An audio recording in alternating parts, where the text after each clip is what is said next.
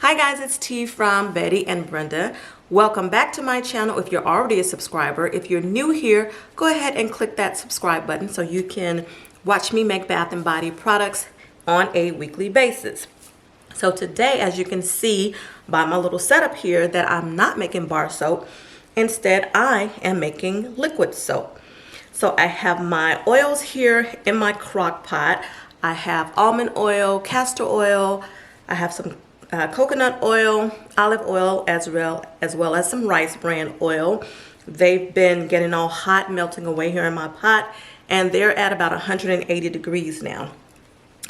And when you're making liquid soap, you use potassium hydroxide instead of the sodium hydroxide. As you can see right here, they look a little different. These look like big, I guess, chunks of lye instead of the smaller powdery lye that you get with sodium hydroxide. Now, when you're making a liquid soap, when you're in your calculator, I use soapcalc.net to come up with all of my percentages. Make sure you switch it to the KOH for potassium hydroxide. And I always make my water 60%. In addition to that, I always do a -3 superfat, because with the liquid oils, you do not want a lot of superfat. It makes it harder for them to saponify, and you want to get this as clear as you can. Even though with this particular recipe, it still comes out a little cloudy, but it's okay because I make it a little creamy in the end. But again, -3 superfat, 6% water. In addition to that, once it calculates and give you the lye amount that you need, so the potassium hydroxide, very clear on that, it is not sodium hydroxide, but potassium hydroxide. But once it gives you that lye amount, no matter what it says for your water, you want to triple the amount of water.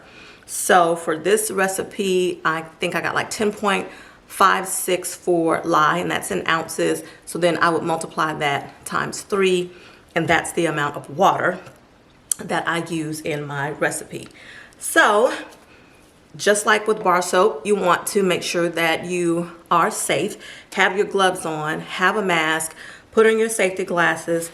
Be sure you have on a long sleeve shirt as well as some long pants, and have your feet covered. When you're working with lye, it can burn you. So always safety first. So my oils are at the right temperature. I am going to go ahead and mix in my potassium hydroxide.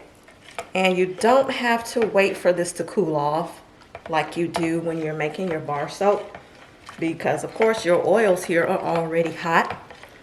So it's fine that this is hot as well.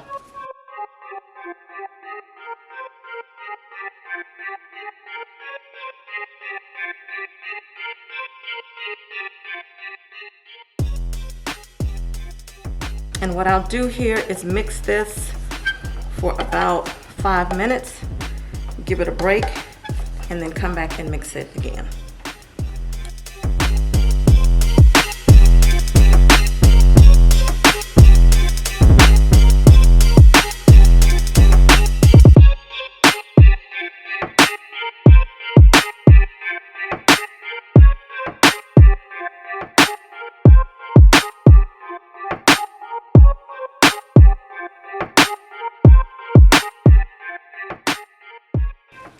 As you can see, it's already starting to bubble up, and as you make it, it does increase in size.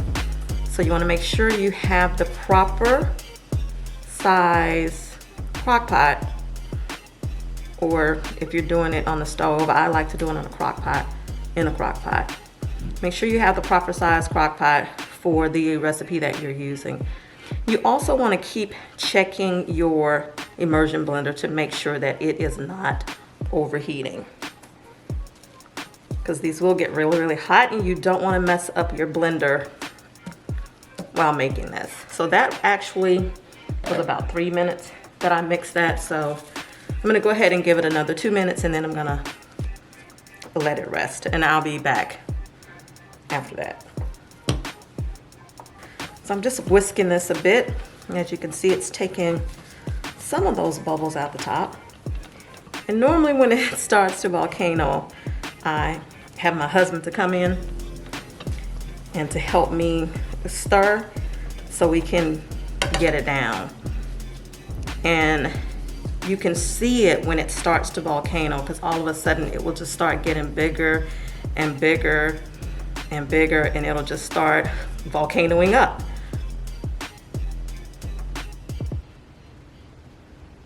And as you see how it's growing right there? That's when it's volcanoing. So I will turn the heat off. Well, just wanted you to see that. Anyway, let me do it before it gets out of control. Turn the heat off and mix, mix, mix.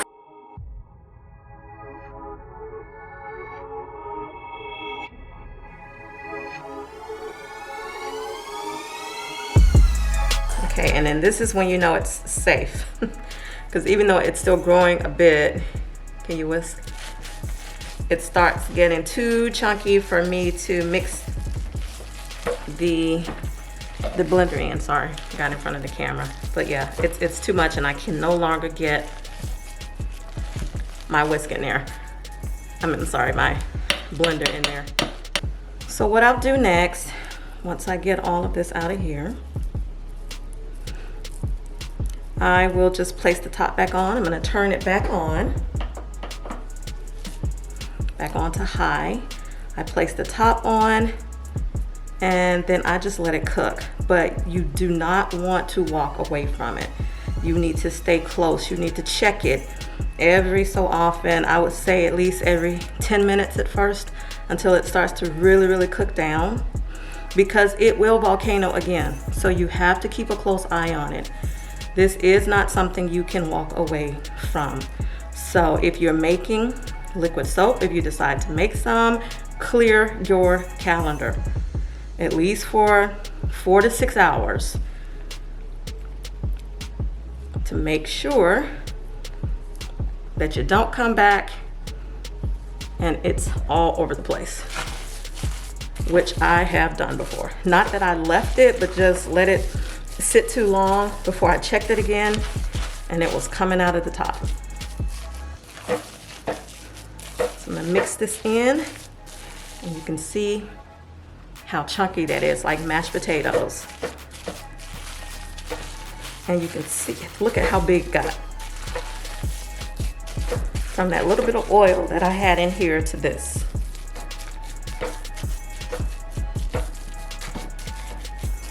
Okay. So I'm gonna place the top on and let it do its thing.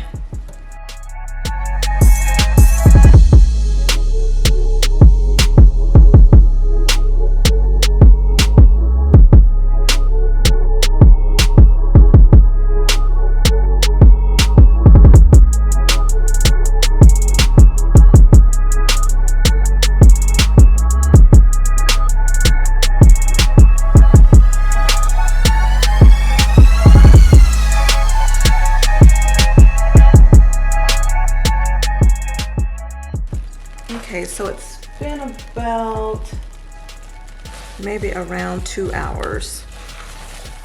And this is now what it looks like. As you can see, it's starting to get a little darker, a little more, I guess, Vaseline-like, but it's still nowhere near the final stage. Okay, here we go. Still just cooking away. And now you can see it's a little more liquidy than what it was before.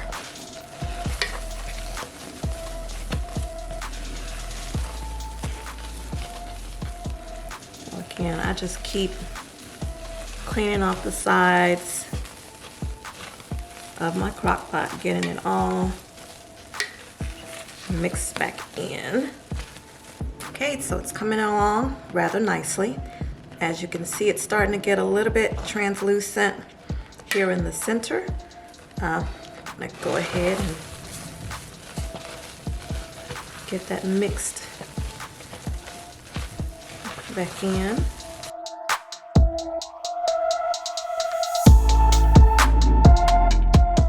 And you would almost think it's ready at this point, but it's not. Even though it's really got that Vaseline look going. It's translucent, but only in some areas is it translucent. You'll see the difference once it's completely done. But it's definitely coming along nicely. And I'm checking it at about every 30 minutes or so, even though I could let it sit longer. So at this stage, it's probably not gonna volcano anymore, but I still check it every 30 to 45 minutes. And it's been about 5 hours. Now this is 5 hours from the very start, from, you know, doing everything. Okay guys, here we are, home stretch. So mixing it in.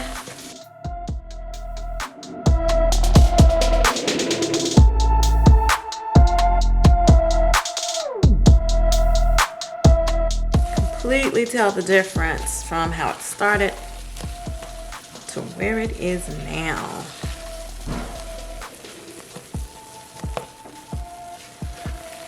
Looking pretty good. You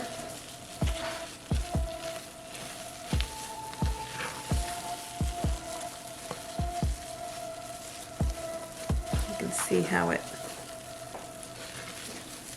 looks almost translucent. Very, very Vaseline-y, if that's a word.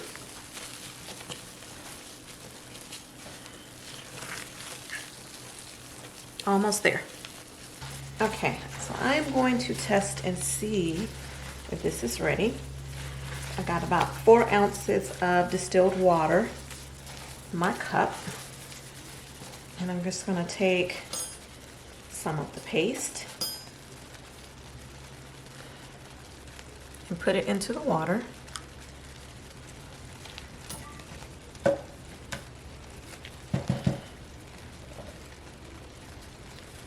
And just kind of mix it around in there. Okay, so now that all of the soap paste is dissolved, you can look at the water and tell that it's pretty clear, and that's what we're looking for. If there are bubbles on the top, you can always take some alcohol spray and it will get rid of the bubbles.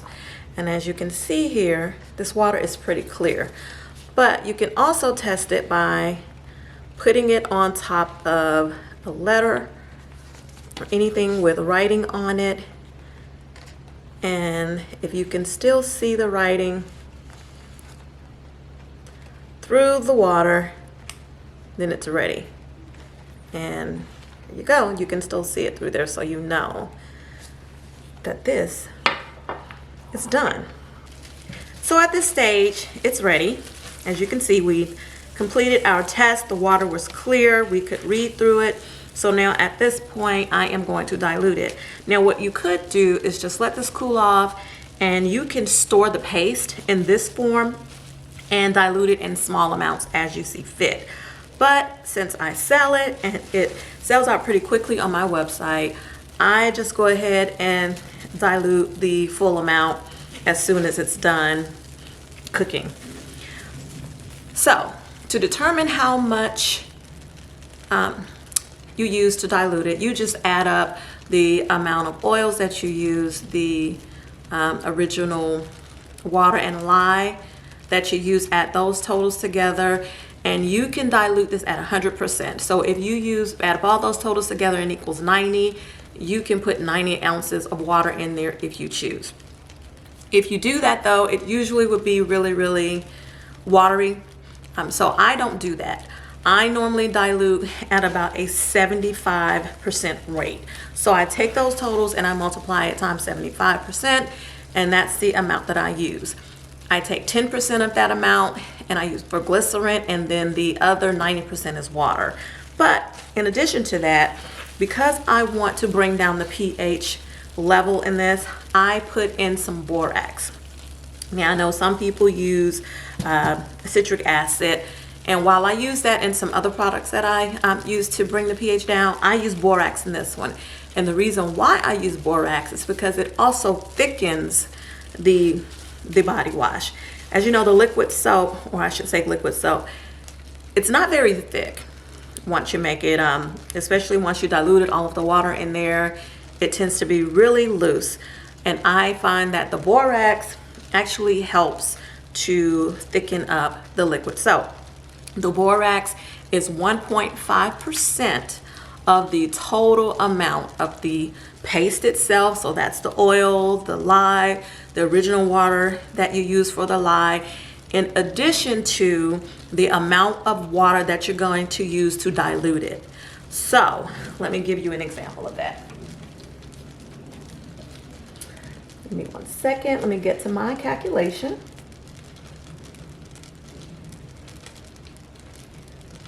So I used a 50-ounce recipe. My water amount, my original water amount that I mixed with my lye was 31.68 ounces. My lye itself was 10.56 ounces. So those totals together, the oils, the 50, the water, 31.68, and then the lye, 10.56, equals a total of 92.4. Okay, so that is my actual paste and original water and lye mixture. Now, as I stated, I use 75% of that total to make my actual water, or the dilution water that I'm going to use. So when you add all those totals up, like I said, it's 92.4. So if I was going to do 100% solution, I would use, and I just round it down to 92, I would use a full 92 ounces of water, but I'm going to do it at 75%. So 75% of 92 is 69. So for my borax, I take that 69, which is the amount of water and glycerin that I'm going to use to dilute it, and I add it to the total paste, the original water, and the lye, which again was the 92.4. So my 92.4 plus my 69 gave me a total of 161.24. And then 1.5% of that, which is the amount of borax that I use, is 2.4 ounces of borax. So I'm going to take the 2.4 ounces of borax and I'm going to double the water amount that I dissolve that in, which I use hot water to dissolve that in. And then I pour that and mix that into the paste. And then I will mix in my other water solution that I'm using to dilute it. May sound like a lot. I will put all of that in detail in the description box so you can see that. So I'm going to go ahead and get my borax solution prepared and my water and glycerin, which again, you want to, and I don't know if I said this before, so it may not be again, you want to make sure that you heat those up. This is hot, so your dilution solution, that should be hot as well. So I'm going to get that on the stove and make sure that it's matching the temperature of my paste that I have here in the crock pot, and I'll be back. Okay, so I've added my water with my borax in it, and I've also added my water with my glycerin in it to help dilute the paste. So what I'll do now is I'm trying to break this up a little bit so that it won't form together one big solid paste again, which sometimes it still does, but as it dilutes and melts into the water, it will all break away. So now I'm going to make sure that this is at a good temperature. Let me get my heat gun here. Check the temperature. See, right now it's at 177. I wanted to get a little bit hotter. And then once it's up to temperature, I will put some saran wrap across the top. And I will put my glass top back on, and then I will just turn it off and then just let it continue. Let the hot water continue to dilute the paste. I keep checking it every now and again, and if the temperature falls down a little low and it's still not diluted, I will just turn it back up again, get it back up to a nice hot temperature, 160, 170. And then I turn it back off again, and I'll keep repeating that until the paste has, oh, that was hot, until the paste has completely diluted. But for the first time, I do want it to have a higher temperature than the 170. So I'm gonna let this get up there, put my plastic on it, and then I won't come back to you guys until it is completely diluted, and I'll let you see what that looks like and demonstrate to you how bubbly it gets. So stay tuned.